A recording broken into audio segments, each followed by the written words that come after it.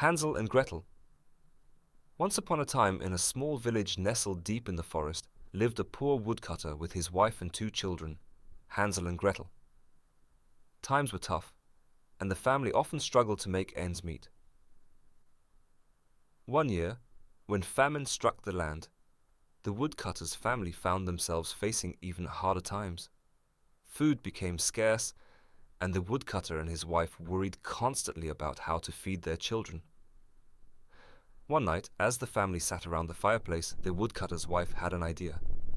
"We cannot afford to feed both Hansel and Gretel," she said, her voice trembling with desperation. "We must take them into the forest and leave them there. Perhaps someone will find them and care for them." The woodcutter was reluctant to abandon his children, but he knew his wife spoke out of desperation. Reluctantly, he agreed to her plan, hoping that somehow they would find a way to survive. The next morning, as they ventured into the forest, Hansel overheard his parents' conversation. Sensing danger, he quickly devised a plan. Before leaving, he gathered a bag of breadcrumbs, intending to leave a trail behind them so they could find their way back home. As they walked deeper into the forest, Hansel dropped breadcrumbs along the path, but the dense foliage soon obscured their way. Lost and hungry, the children wandered for hours until they stumbled upon a clearing. In the center stood a strange house made entirely of gingerbread, candy, and sweets. Overcome with hunger, Hansel and Gretel rushed forward and began nibbling on the house's walls. Little did they know, the house belonged to a wicked witch who lured children with her sweet abode. Before long, the witch emerged from the house, her voice sweet as honey.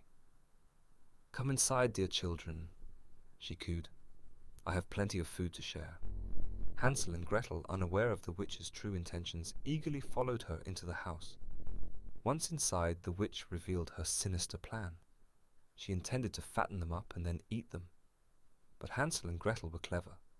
They realized the witch's plan and devised a plan of their own. While the witch prepared the oven, Gretel pretended to be naive, asking the witch to demonstrate how to check if the oven was hot enough. When the witch leaned in, Gretel gave her a mighty shove, sending her tumbling into the fiery oven. With the witch defeated, Hansel and Gretel escaped from the gingerbread house and made their way back home, using the breadcrumbs Hansel had cleverly left behind. When they arrived, they found their father overjoyed to see them. He had regretted leaving them in the forest and had searched tirelessly for them ever since.